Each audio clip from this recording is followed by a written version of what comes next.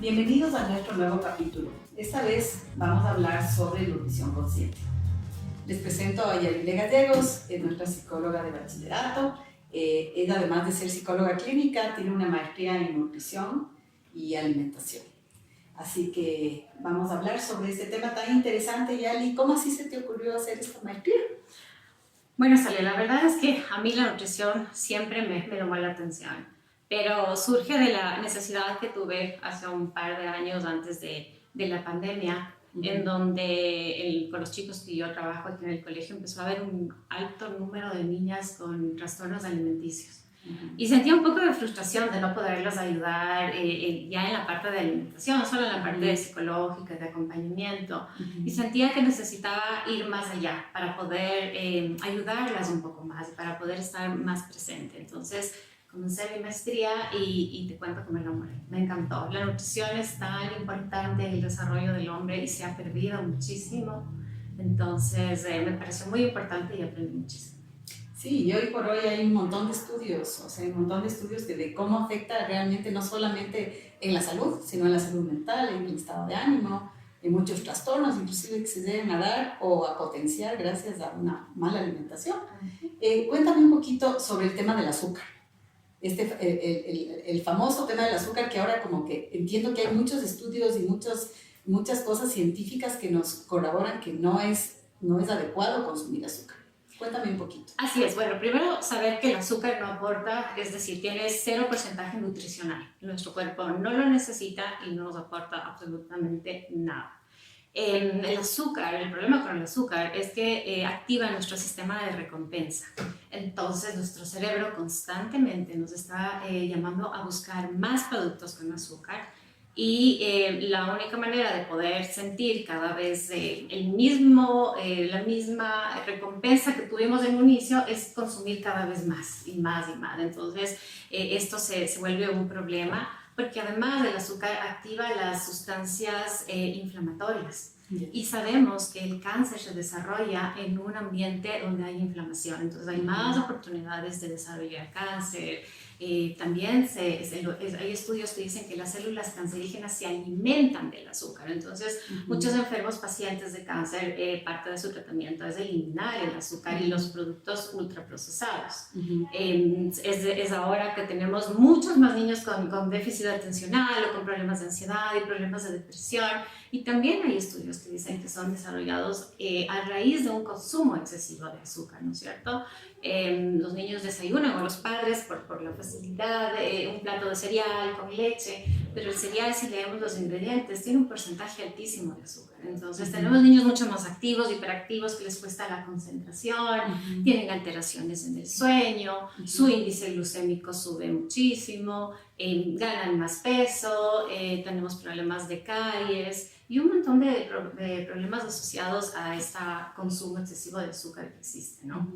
Y tú me contabas algún rato, Yali, que inclusive hay alimentos que uno dice no tienen azúcar y total sí tienen azúcar y producen esta misma sensación como la dopamina de adicción, ¿no? Cuéntame un poquito sobre esos alimentos. Que es súper, o sea, es muy obvio encontrar el azúcar en los alimentos dulces, ¿no? En las galletas, en los chocolates, en todo lo que es bollería, ¿no es cierto? Pero también los alimentos ultraprocesados como los enlatados, las papitas fritas, chips, estos tienen azúcar en sus componentes. Entonces, ¿por qué un niño prefiere una funda de papas fritas a un brócoli? ¿O por qué prefiere un helado a una manzana? ¿O por qué nunca hay un no a un McDonald's? ¿No es cierto? Entonces, el azúcar se encuentra presente escondida para engañarnos, digamos, un poco al pensar que no estamos consumiendo azúcar, cuando igual estamos consumiendo azúcar al ingerir estos alimentos de sabor salado. Entonces, produce lo mismo en el cerebro. Y es un poco como que está en manos, ¿no?, de los papás. O sea, este podcast está muy dirigido a padres y cómo crear hábitos alimenticios saludables. O sea, que un poco provean justamente cosas positivas a los guaguas y más bien no les hagan daño en todos estos sentidos. Cuéntame un poquito qué consejos nos darían para este tipo de hábitos, digamos, de alimentación con los niños. Mire, el ritmo de vida que tenemos creo que cada vez nos ha empujado justamente a la utilización de estos alimentos, porque es mucho más fácil sacar algo que ya viene casi listo, ¿no? Es solo calentarlo. Entonces, un poco sería la organización, tal vez los fines de semana, hacer como no sé, cocinar 2 tazas de quinoa y tenerla congelada. Y durante la semana la vas descongelando y utilizando en los alimentos que preparas. Es como un poco de organización el poder mejorar estos hábitos. Pero además, para poder traer una salud física y mental en nuestros hijos, debemos convertir el momento de la comida en un momento agradable. No sea el momento en que nos sentamos todos y empezamos a reprender a nuestros hijos porque hoy recibió un correo del colegio, porque te sacaste una mala nota. Eso lo tenemos que hacer en otros espacios. El momento de la alimentación debe ser un momento de paz, de alegría, más bien de contar cosas positivas, de escucharlos a los niños, de que siempre asocien la comida a algo positivo. Y obviamente no podemos pensar tampoco que los niños no coman azúcar, no sería una realidad, ¿no es cierto? Creo que si mantenemos un 80% una dieta saludable, una dieta de productos naturales o de productos hechos en casa, y un 20%, como por ejemplo en Navidad, en Halloween, donde siempre van a estar expuestos, o los fines de semana que van a una fiesta infantil, no vamos a estar ahí, no tomes colas o no tomas un chocolate, es imposible. Entonces, todo está en el equilibrio, buscar este equilibrio del 80% y del 20%. ¿No? Y no satanizar a los alimentos, que lo único que van a hacer es que los niños tengan más curiosidad de probarlos, ¿no? El que sea algo que en el almuerzo no está programado consumir estos alimentos, pero tal vez el fin de semana podamos salir a tomarnos un helado. Entonces eso puede hacer que sea más llevadero para los chicos esto de no consumir todo el tiempo productos con azúcar refinada. Perfecto. Hay otro tema también que he oído un montón, esto del segundo cerebro. Cuéntanos un poquito de esto del intestino. Se conoce al cerebro como un segundo intestino, ¿no? Que es esta diferenciación, esta separación que hay entre el sistema nervioso entérico y el sistema nervioso central. El sistema nervioso entérico, estómago, esófago, colon e intestino delgado están recubiertos por una compleja red de neuronas. Estas neuronas son responsables de nuestra salud emocional, de nuestra salud mental, de las ciertas funciones cognitivas que al consumir todos estos productos pueden empezar a enfermarse y causar enfermedades como la ansiedad, la depresión. También están relacionadas con el uso a largo plazo de estos alimentos con el Alzheimer, enfermedades degenerativas del cerebro. Entonces, debemos estar muy, muy conscientes que es el adulto el que elige la calidad de los alimentos que da a los niños, y los niños son los que eligen la cantidad, cuánto necesitan para sentirse satisfechos. Son ellos los que van a elegir, pero nosotros como adultos somos los responsables de qué les ponemos en el plato, ¿no es cierto? ¿Cuáles son las opciones que les damos para que ellos coman, tanto en la lonchera, en el desayuno, en el almuerzo, y en los snacks de media tarde, de mañana, ¿no? ¿Qué alimentos recomendarías tú, Yali? O sea, porque justamente esto de la calidad, me encantó esto de justamente, ¿no? Que uno a veces dice, es que mi hijo no come, no completó de comer la sopa o lo que sea, o el arroz o lo que sea, pero lo importante es la calidad de alimentos que está consumiendo, o sea, que eso realmente le ayude en su salud, en toda su formación. ¿Qué alimentos tú recomendarías o qué son indispensables realmente para el desarrollo de los niños? Así es, creo que hay no alimentos, sino como cosas necesarias para el desarrollo del cerebro. Y una de esas es el ácido, el omega 3, el ácido graso omega 3, que ayuda muchísimo al desarrollo del cerebro. Es importante además que las madres gestantes consuman estos alimentos con omega 3 para ayudar al desarrollo del cerebro del bebé en formación. Y también cuando el niño está creciendo, empezar a introducirlo con niños pequeños, obviamente al ser frutos secos, pueden ser en harinas, puede ser en mantequillas o en pedazos pequeños, porque el tracto digestivo de un bebé es muy pequeño, es muy angosto, y entonces puede causar un accidente si les damos una nuez o una almendra entera. Entonces tener cuidado con eso, pero sí introducirlo, ¿no? Hay productos que tienen omega 3, como por ejemplo el huevo, las nueces y los frutos secos que hablábamos, el aguacate, que están bien con una muy buena, digamos, ahora se habla mucho de estos productos, ¿no? El magnesio también es muy importante para una salud del cerebro. Tenemos las legumbres, los frijoles, todos los productos de la soya, la leche, el huevo, los frutos secos también tienen magnesio.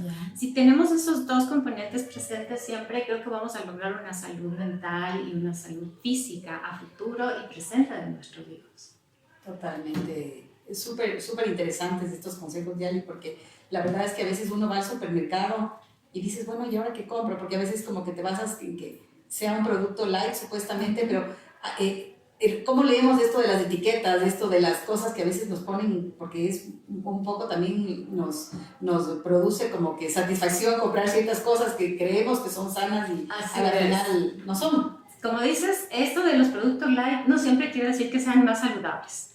Simplemente quiero decir que comparado con el producto original tiene menos calorías o menos azúcar, pero que igual tiene grasas saturadas y azúcares presentes. Entonces, la mejor opción es siempre leer la etiqueta. Entonces, lees la etiqueta. Mientras menos ingredientes tenga, es mejor. Y cuando tiene estos componentes que ni siquiera podemos pronunciarlos, si no los podemos pronunciar, no son buenos para nuestro organismo. Yali, qué interesantes todas estas recomendaciones que nos has dado. La verdad es que en el colegio sí vemos, ¿no? A veces esto de las loncheras y hay veces que hay niños que sabemos, por ejemplo, que tienen, yo que sé, un déficit de atención o cosas por el estilo, y tal vez los papás no eligen los alimentos adecuados y sí incide. O sea, sí vemos en el aula cómo incide o cómo, por ejemplo, hay alimentos que a veces sí supuestamente son sanos, como las sopitas y estos rapiditos y estas cosas. Cuéntanos, o sea, ¿qué efecto tiene ese tipo de cosas en los niños? Este tipo de comidas procesadas o estas sopas rápidas que ya vienen listas para que solo pones de la agüita y metes al microondas, y como padres creemos que les estamos dando una buena alimentación. Si leemos en la etiqueta, vamos a ver el porcentaje de sodio que tiene. El porcentaje de sodio que tienen este tipo de sopas es la cantidad que el cuerpo necesita en una semana, y los niños lo están ingiriendo en una sola comida. Entonces, a futuro, cuando sean grandes, pueden generar en problemas de riñones, de presión alta. Así que tenemos que tener mucho cuidado por eso les digo siempre, lean las etiquetas. Si el porcentaje de azúcar es muy elevado, un producto sano debería tener máximo un 4% de azúcares añadidos. Entonces, la sal también, el sodio, cuando vemos que es un porcentaje muy alto, no los consumamos, porque ahora como los niños son pequeños y todo, todavía no están reflejando enfermedades que podrán desarrollar en el futuro.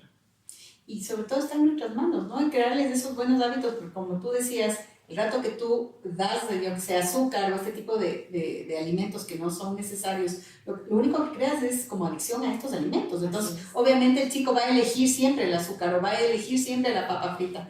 Pero si ellos desde chiquitos tienen estos buenos hábitos, o sea, y se satisfacen y su organismo funciona de una forma adecuada, o sea, ya les mandamos como con esta impronta a la vida. O sea, entonces yo sí creo que es súper importante este tema de alimentación. O sea, de verdad, y más aún que ahora hay tantos alimentos procesados y tantas cosas como rápidas que supuestamente suplen esta tarea tan importante, ¿no? Que es la alimentación. Como tú decías, que solo también es la conducta alimentaria, o sea, el estar presente, el acompañar, el ambiente. El estarlo conscientemente y no estar utilizando teléfonos o ver la televisión mientras se come, porque eso además hace que no se active como esta sensación de satisfacción. Entonces tiendes a comer más. Cuando tú lo haces consciente y estás consciente de cada bocado, la sensación de satisfacción llega mucho más antes. Entonces no comes tanto como cuando comes frente a una pantalla. Entonces por eso también son los problemas de cada vez de obesidad o de peso elevado, porque lo están haciendo siempre con un teléfono, distrayendo a los niños. También cuando a los bebés se les introducen los alimentos, primero hay que introducir alimentos salados, porque si no nos puede pasar que introducimos alimentos dulces y luego va a haber un rechazo a los alimentos salados. Claro. Entonces siempre introducir primero, exactamente, ya activaste la dopamina y el cerebro ya solo va a querer dulce. A partir de eso va a ser muy difícil para los padres de introducir alimentos salados a los hijos. Entonces, ser muy conscientes de que la hora de la comida o el momento de la alimentación son muy importantes, tanto el ambiente en el que se desarrollan como los alimentos que están consumiendo. Esperamos que todos estos tips y estas recomendaciones que nos dio Yalile sobre nutrición sean útiles y que las apliquemos pues, en nuestra casa. Seguro yo mañana voy a aplicar todo. Así que te agradecemos, Yalile, muchísimas gracias.